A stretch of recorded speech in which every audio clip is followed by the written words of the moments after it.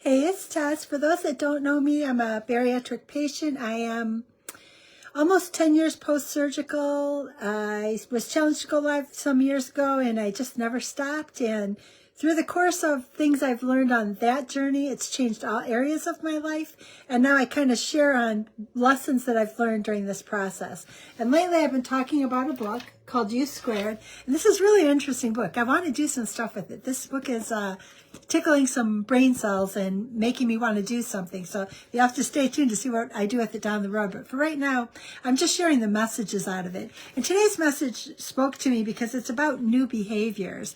And a lot of what I know for myself is that I have to look at life every day and see what I can do differently, or how I can be different, how I can approach things differently than I've ever done before, because life can become stagnant and life can become, I know we like predictability, but the problem with predictability is that there's no growth. I think there needs to be creativity, there needs to be development, there needs to be growth so that we can accomplish whatever our opportunities or possibilities in this world. So I'm going to share some of this book because I really love this. It speaks to, for those that don't know, I am a bariatric patient and I have lost half my weight. I'm still working the journey.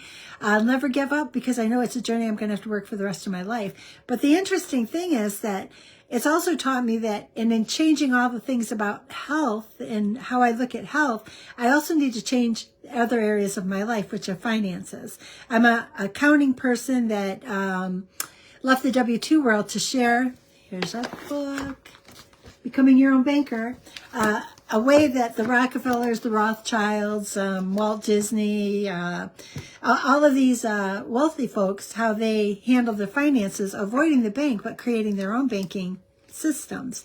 And I've learned that process and become a life agent so that I can kind of move forward with that. Well, what I want to do now is share that journey to try to help other people. And today I'm sharing something about new behaviors because it speaks to me in this process of what I'm doing in my life. And it's kind of interesting because it says, we need to change our rules for personal success.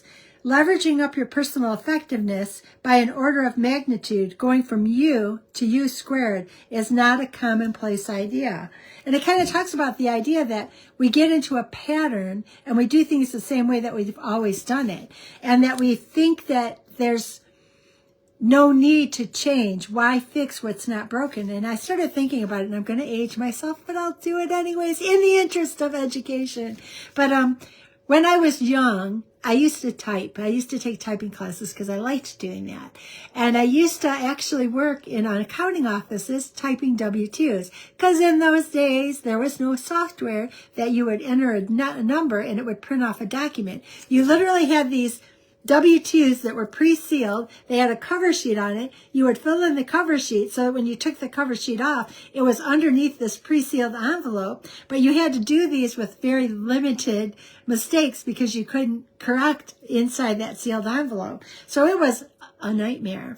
And you can imagine that there could be people who still think that's the best way. But if you've lived in this world now, we have computers, you can key things in, you can review it, you can make changes. If you print it and the printer messes up, you can actually reprint it, and there's a lot of opportunities. And I started thinking about that because my work world has a lot of repetition or a lot of numbers of like policies because I worked as an accountant for 30 years, and now I'm working as a life agent, helping people to take back control of their finances with the infinite banking process, utilizing whole life policies, specially engineered and designed, something I would love to talk to you about if you're interested.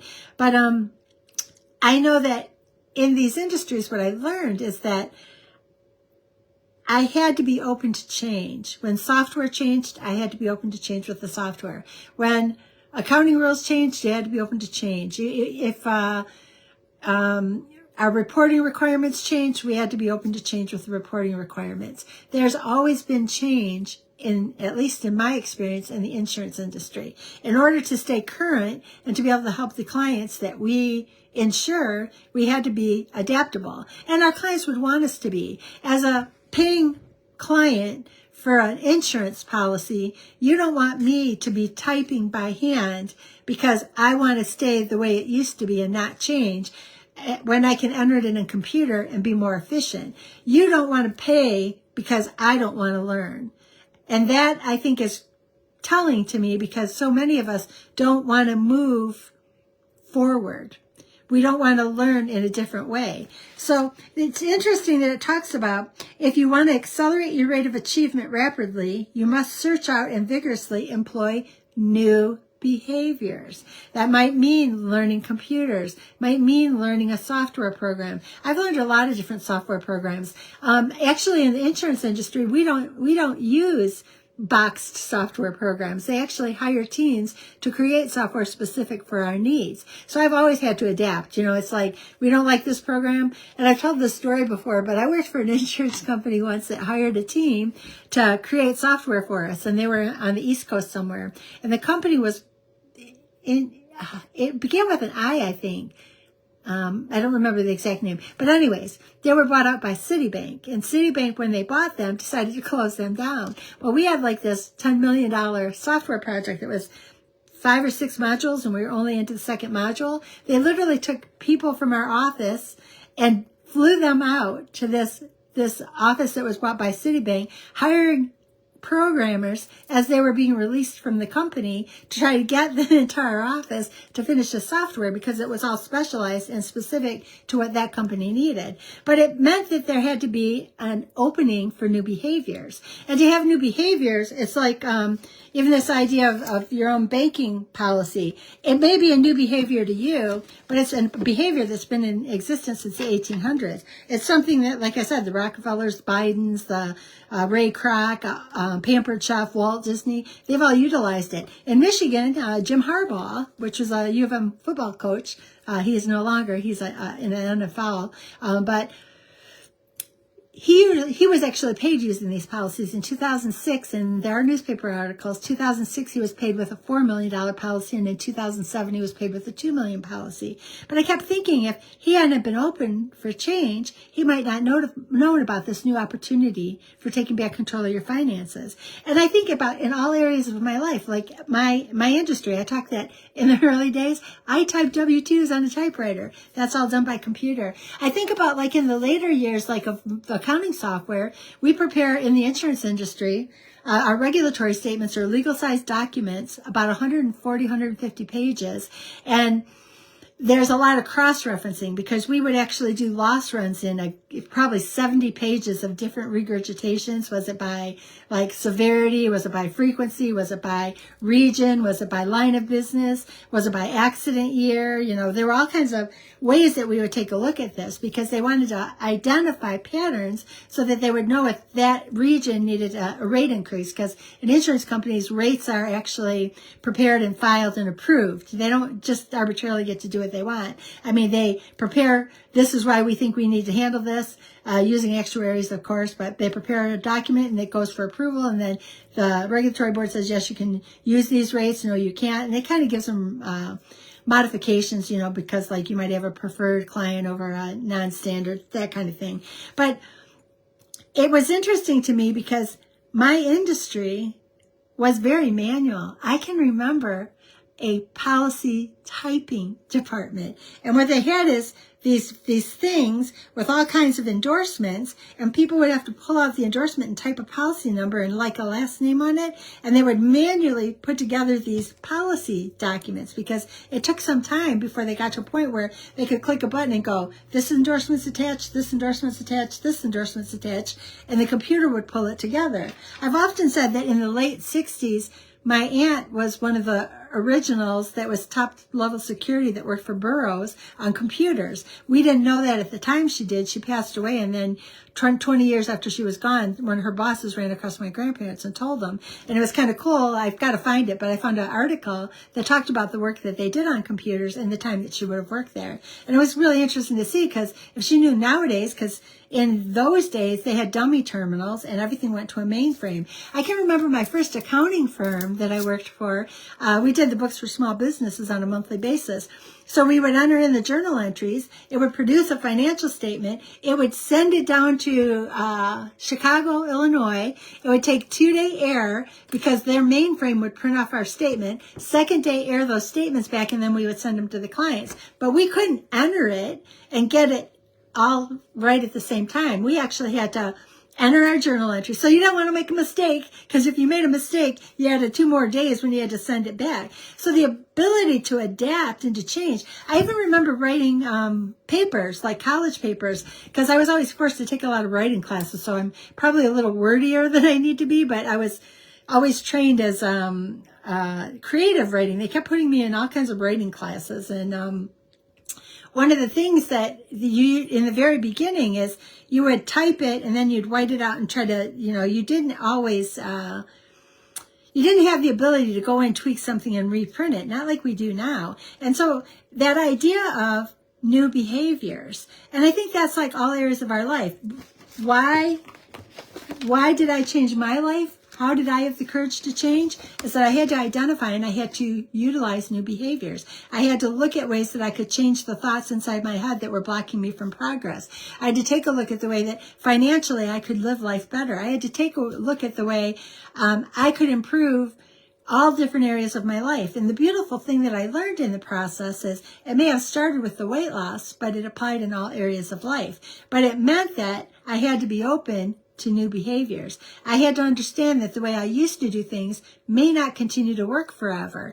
And it's kind of interesting because this book about quantum leaps talks about quantum leaps require paradoxical behavior, unusual moves, actions that on the surface often seem to contradict common sense.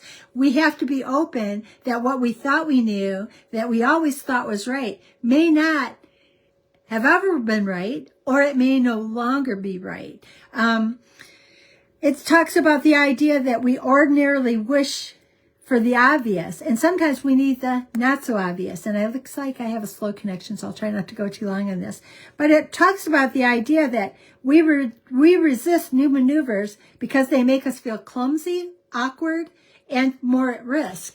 And I think sometimes if we try to turn that, and I've often heard this say, but if you're an anxious person, if you can change that idea of being anxious to excitement, they say it almost stimulates the same feeling inside of you. If you can label anxious as excitement, your approach changes and you look at it differently. And I think for me, that's been an important change, because I used to go to anxious, but I love to go to excitement, because I love to be excited about learning something new, or about having a better approach, or about being able to help in a different way, or there's an excitement. Excitement, I think, breeds an ability to be open to create change.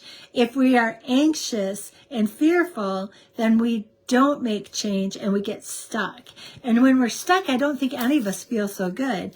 So it talks about the things that worked for you in the past very likely could, sooner or later, lose their serviceability. And I think that's a big hang up for all of us. And in some cases, like this process of creating your own banking system, it's been around for a long time, but we've labeled it as something only the rich can do. So as that being labeled that way, we close the door and we don't open ourselves to the ability that there might be a behavior, even if it's not brand new, but in my arena and with my people, it may provide a different opportunity in life. So I think that that would be a great thing, is that we have to look for new behaviors, because the new behaviors open the new doors. If you continue to do what you've always done, you'll get what you've always gotten. And as this U squared talks about, your existing ways lose serviceability. I can think about, like, even towards the end of my W-2 career, like I said, we prepared 150-page legal-sized documents that were the regulatory filings for our insurance companies. So one of the companies I worked for had 6 insurance companies, and I always worked for companies that had no less than 3. So you'd have 150-page documents for anywhere from 3 to 6 companies, and there's a drop dead date, March 1st, those statements have to be filed, or they will close you down. Like I literally had a boss one time, and this is kind of funny, but we had so much go down. We got these statements done. She was so excited she dropped them into the overnight bin, because we had so much mail back and forth then, because you have claims and you have certain notifications that have to be done at certain times. So she dropped it in the FedEx box outside of the building, because they were right in front of our building, and the building was only for our insurance company, but we had them right out there. They'd stop and grab them and go. And she was walking out, she goes, I just want to check because they're gone. I just want to make sure it's not there. Well, when she opened it, when she had put it in where they had supplies and not dropped it into the box. And the guy had already left. So she had not put these statements that were due the next day in for the overnight people to catch. So literally, they hired somebody with a private plane to personally deliver those statements. That's how serious those deadlines were. And it was so funny because, I mean, it wasn't funny at the time because everybody was freaking out, but they literally hired somebody to take them with those statements to deliver them to the NAIC, because the NAIC is who you would file those statements for. Now, a lot of them today are electronic, and the NAIC is an electronic filer. Last I saw, there was only a couple of states that were not electronic, or at annual time they required electronic, or at annual time they would let you, they would require a hard copy, or some of the states required what they call a jurat page, and it's the front page of every statement. You'd have to have wet signatures, and those you would have to actually file. So over the years, it used to be the full 150 pages, and then over time it became down to just like the jurat pages that had to be wet.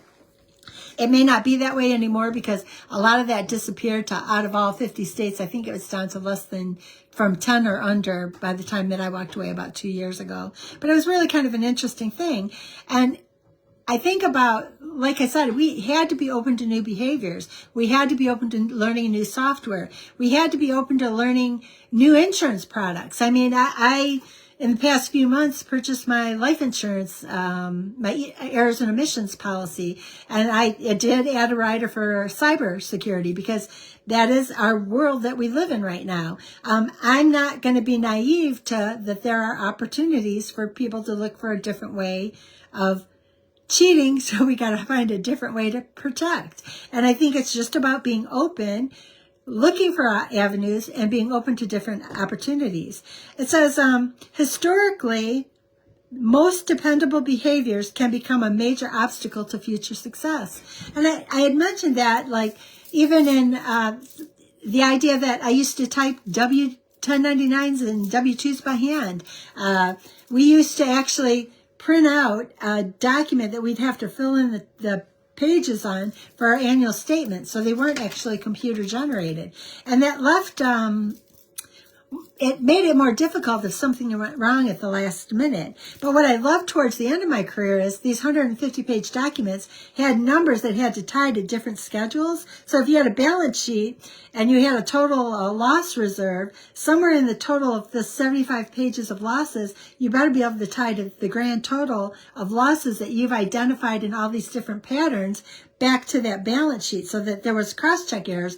Well, we used to have to do that by hand. We used to have these spreadsheets, and we knew what numbers we had to check out, and we'd have to check them out by hand. Well, then as time went on, we actually had the computer systems that were able to do our cross-checks, so it would tell us if there was an error, and we could fix it that way. But in the beginning days, it was all manual because the computers weren't sophisticated enough to handle a 150-page document to be able to do the cross-checks. Now, over time, it got better and better, and I'm sure it's even better now than it was before. And like I said, in the beginning, we had to send hard copies, and then by the time lockdown came, almost every state started going to the point of electronic, because prior to that, they weren't all electronic, but last I knew, it was probably 10 or less that required hard copies.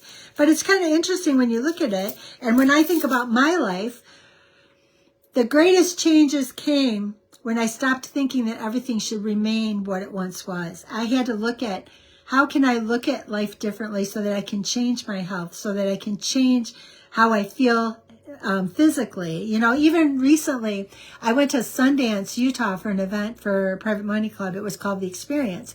And when I got home, I had, because I wear contacts and I wear glasses sometimes. I wear disposable daily lenses, or I wear glasses. It just depends on how I feel that day. But I took a contact out and I think I scratched my eye and it got infected to where it wouldn't open. Well, I went with what's called Sovereign Silver. Because one of my friends is a homeopathic nutritionist. She's the one that actually illustrated and edited my book for me. Because this is my book I released in early February. But she said, yeah, use Sovereign Silver. And I started thinking about it. I'm like, oh, as a child, I remember my grandmother talking about this.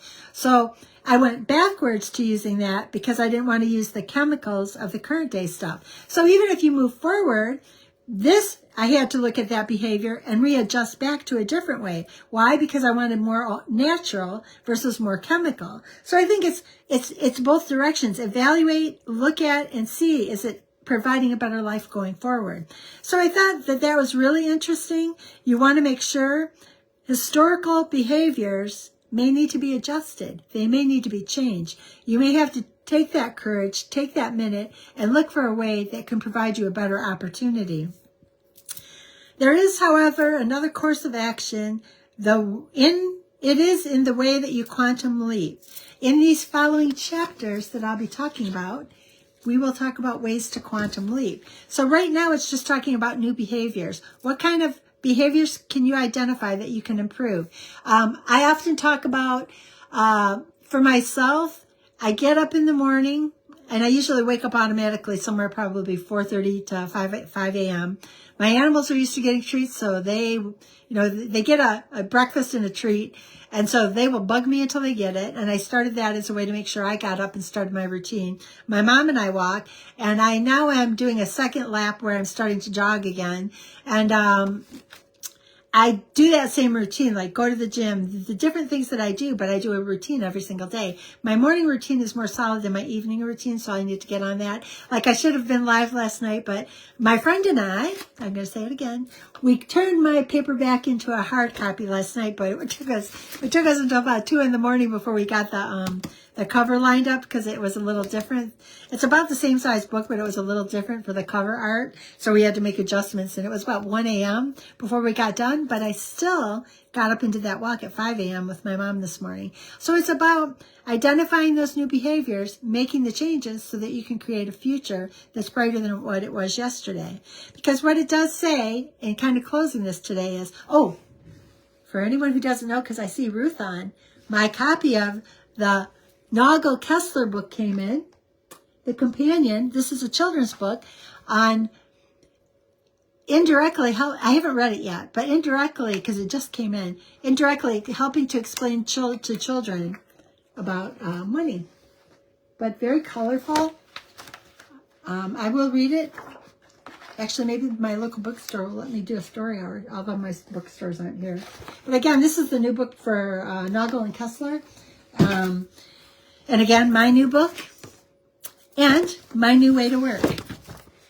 So I just wanted to touch base today. I meant to touch base yesterday, but like I was saying, we were working on the hard copy book until about 1 o'clock last night. So my routine of getting on live kind of went by the wayside, but I did make sure I was up at 5 a.m. so that I could go out and get that morning walk with Mom. Because for me, there's nothing better than that walk, or that, now that I'm light jogging again, to catch that sunrise. So I think I've kept you guys long enough. I want to let you get back to whatever you're doing tonight. I appreciate your support over the years, because many of you have been following me for a long time. Stay with me. And again, if I can help you start to understand this infinite banking process, where we take whole life policies like the Rockefellers, the Vanderbilts, Ray Kroc, the McDonald's, the Walt Disney. If you want to learn more about this, I would love to help you start to understand it, and then I can get you into steps so that you can talk to somebody about your personal situation and how we can help you to move forward. So I just wanted to touch base, wish you all the best, and again, thank you for your support. Many of you have been with me for 3 to 4 years, and I appreciate you more than you'll ever know. Yeah, Ruth is right. That walk is so important. And it's a great time for me that I connect with my mom. So daily, I get to see how she's doing. Now, my dad does not come. He stays home in bed. But once in a while, he has coffee for Mom when she gets back home. But it gives us an opportunity to connect, and it gives us an opportunity to get the day started, because we both realize and we both say that starting the day with a walk just makes the day feel that much stronger, better, and more productive. And that's my hope for all of you. And Ruth, thank you so much for being here, because you and I think we talked for 2 hours just before I came on live here. So Ruth has put up with me for about 3 hours today. So thank you guys for everything. Have a beautiful night, and we'll talk soon.